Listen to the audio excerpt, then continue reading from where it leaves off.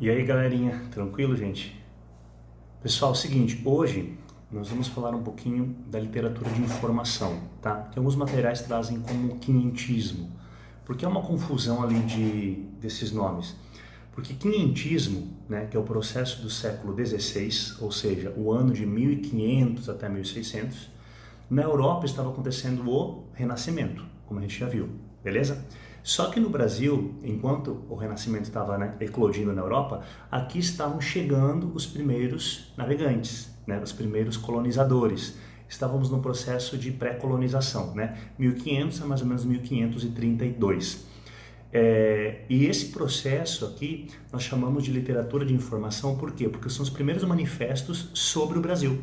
Não são de escritores brasileiros, mas são os primeiros manifestos falando sobre o Brasil, que são feitos basicamente por cartas, né, relatos de viajantes e algumas crônicas da época. Então, para a gente, é importante saber o quê? Quando chegam aqui os portugueses, né, com Pedro Álvares Cabral, lembrando que, né, essa teoria é um pouco...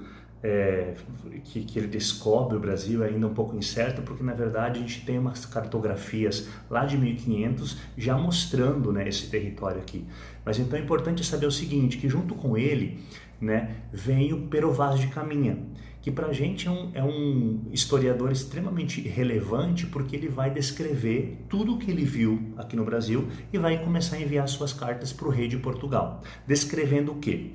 A gente sabe que esses documentos do Caminha são muito importantes historicamente, mas por que a gente estuda eles em literatura também? Porque além da parte histórica, ele é extremamente estético, ele escreve de uma maneira muito poética, né? Por exemplo, tem partes que ele escreve falando que quando eles chegam aqui, o que mais surpreende os portugueses, né? É até chamado aqui o Brasil de paraíso perdido, né?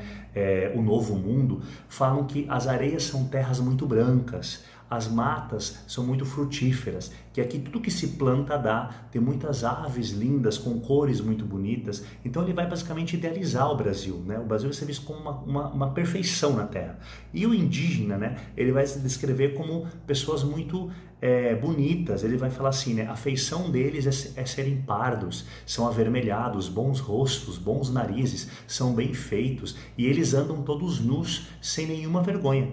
Não fazem o menor caso em encobrir, em mostrar suas vergonhas. Então isso impressionava, né, o português na época. Mas ao mesmo tempo que ele vai descrever o indígena assim com um corpo muito bonito, ele vai descrever o indígena como um ser aculturado, um ser que não tem religião, que não tem língua, não tem cultura, e que era uma mentira, né? Na verdade o indígena tinha tudo isso, porém não era o padrão eurocêntrico. Então por isso que eles vão ser subestimados, eles vão ser vistos pelos portugueses como animais, né? Ainda mais porque eles eram antropofágicos, né? Eles faziam seus rituais. Então nesse processo nós conseguimos perceber na carta do Caminha um processo muito eurocêntrico, né? Um processo de fazer o indígena ser subestimado, um ser assim como se fosse mesmo um animal, um ser não civilizado.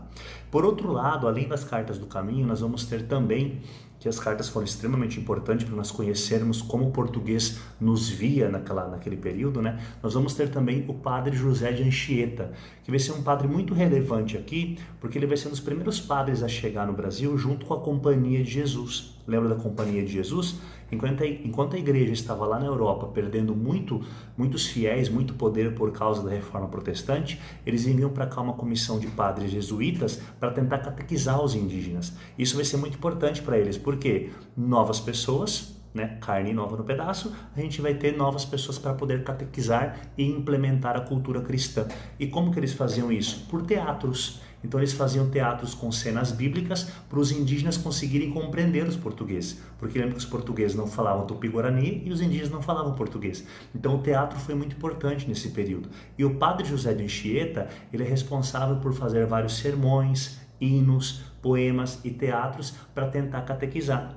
Inclusive ele vai ser o primeiro padre a fazer uma gramática de língua tupi-guarani, para tentar ensinar os padres a falar o guarani também. É claro que muitos padres nesse período não queriam fazer isso, né? Achavam que o tupi-guarani é uma língua demoníaca e o mais fácil era fazer rapidamente os indígenas perderem logo a sua cultura e colocar a língua portuguesa e a cultura deles, né? E que fizeram realmente isso com muita rapidez e praticidade.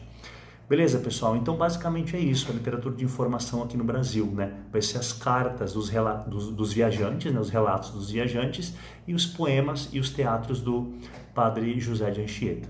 Beleza, galera? Tranquilo? Até a próxima então. Tchau, tchau.